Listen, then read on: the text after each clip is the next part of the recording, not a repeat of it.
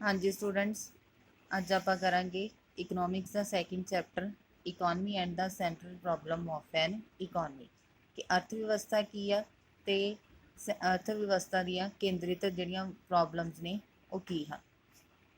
Like an individual every economy has to face some economic problem. हर एक व्यक्ति की तरह ठीक है हर अर्थव्यवस्था दियां कुछ आर्थिक समस्यावां हुंदियां हन। But before the study of the economic problem of an economy it is essential to know what an economy is. इन्हां प्रॉब्लम्स की स्टडी करन तो पहलां सानूं ये पता होना चाहिए वा कि इकॉनमी है की चीज़, यानी अर्थव्यवस्था है की। What is an economy? An economy may be referred to as economic system of a specific geographical area such as a village economy, the economy of a state, the economy of a country or the world economy। किसी भी geographical area जिमें कि village, कोई भी state, किसी भी country या फिर वर्ल्ड की जिहड़ी इकॉनमी आ उस इकॉनमी नूं आपां कहांगे इकनॉमिक सिस्टम।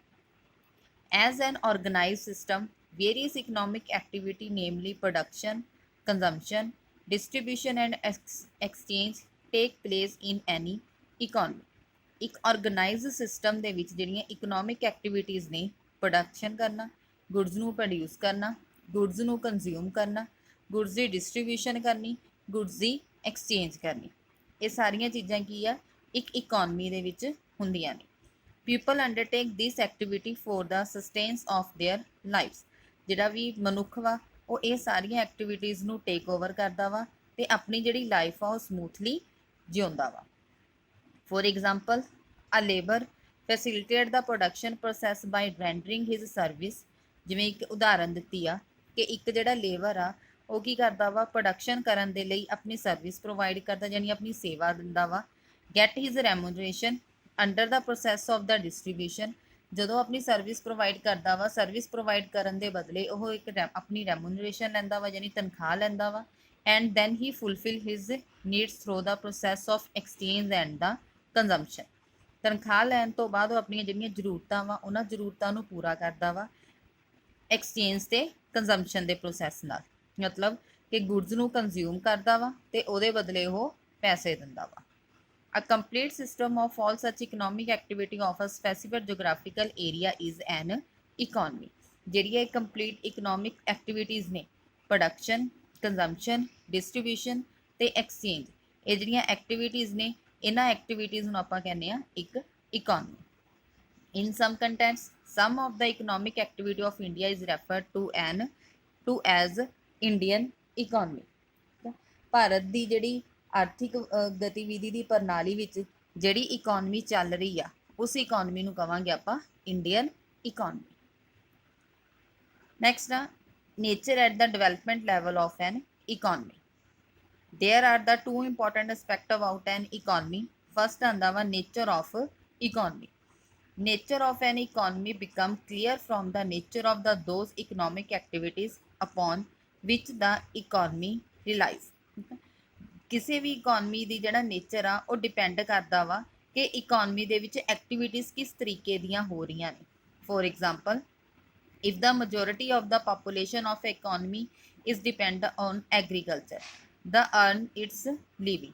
एग्जाम्पल ਦਿੱਤੀ ਆ ਕਿ ਜਿਵੇਂ ਜ਼ਿਆਦਾਤਰ ਲੋਕ ਕਿਸੇ ਵੀ ਵਿਲੇਜ ਦੇ ਕਿਸੇ ਵੀ ਜਗ੍ਹਾ ਦੀ ਠੀਕ ਆ ਜ਼ਿਆਦਾਤਰ ਜਿਹੜੀ ਪਾਪੂਲੇਸ਼ਨ ਆ ਅਗਰ ਉਹ ਐਗਰੀਕਲਚਰ ਤੇ ਡਿਪੈਂਡ ਕਰਦੀ ਹੈ ਜਿਉਣ ਦੇ ਰਹਿਣ ਵਾਸਤੇ, that economy will be referred to as agriculture economy। ਉਸ ਇਕਨੋਮੀ ਨੂੰ ਆਪਾਂ ਕਹਾਂਗੇ ਉਹ ਐਗਰੀਕਲਚਰ ਇਕਨੋਮੀ ਆ। Likewise, if the majority of the people of an economy are depend on industrial sector, अगर ज़्यादातर majority लोग ने वो industrial sector ते depend ने, that economy will be referred to as industrial economy। ਤਾਂ उस economy ਨੂੰ ਆਪਾਂ ਕਹਾਂਗੇ industrial economy। यानी ਜਿਉਂਦੇ ਰਹਿਣ ਵਾਸਤੇ ਜਿਹੜੇ ਪਰਸਨ ਜਿਸ ਚੀਜ਼ ਦੇ ਉੱਤੇ ਡਿਪੈਂਡ ਕਰਦੇ ਆ ਆਪਣੀ ਇਕਨੋਮੀ ਉਸ ਚੀਜ਼ ਦੀ ਇਕਨੋਮੀ ਬਣ ਜਾਂਦੀ ਆ। ਸੈਕਿੰਡ ਆ development level of an economy। Development level of an economy become clear from the level of economic activity of the economy।